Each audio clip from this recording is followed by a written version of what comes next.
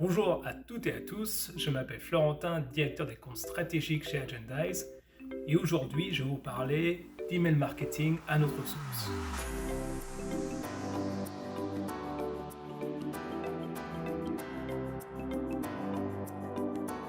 La plateforme Agendize, dans son CRM, comprend un module d'email marketing qui peut être utilisé pour envoyer des newsletters, des promotions, une information contact de votre liste à l'occasion d'un anniversaire par exemple. Mais attention, dans le cadre de la RGPD, seules les personnes qui ont consenti à recevoir des communications de votre part, par email marketing, recevront les messages que vous envoyez. Donc, en tant que professionnel, par exemple, je suis membre d'une direction marketing d'un groupe d'assurance, une catastrophe naturelle s'est produite, je suis en charge de la communication. Et pour aider mes assurés, j'aimerais qu'ils puissent prendre rendez-vous avec un expert afin de les accompagner dans leur démarche. Donc, étape 1, je vais choisir ma liste de diffusion.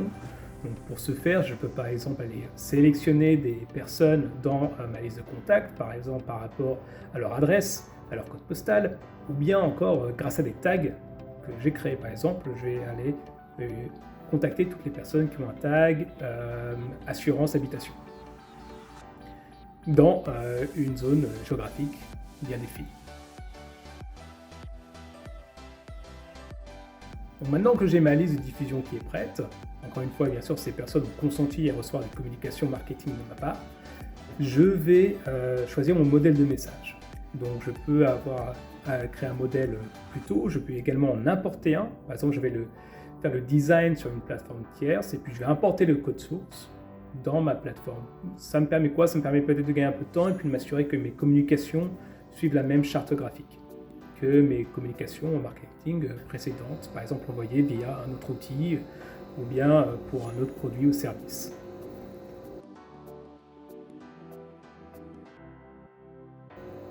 Je vais m'assurer que dans le contenu de mon email, je vais ajouter un call to action.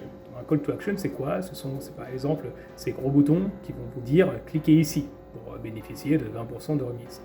Mais dans mon cas, je veux que ce bouton soit un bouton pour prendre rendez-vous. Donc je vais m'assurer que en cliquant sur ce bouton, ça arrive sur la bonne page internet ou le bon widget des conseillers, des agents, des experts qui sont compétents pour traiter de ce cas-là, par exemple, catastrophe naturelle. Donc ma liste de diffusion est prête, mon message est prêt, mon call to action est prêt, je clique sur envoyer et maintenant je vais aller voir quels sont les résultats. Combien de personnes vont recevoir un message, combien de personnes vont prendre rendez-vous, etc.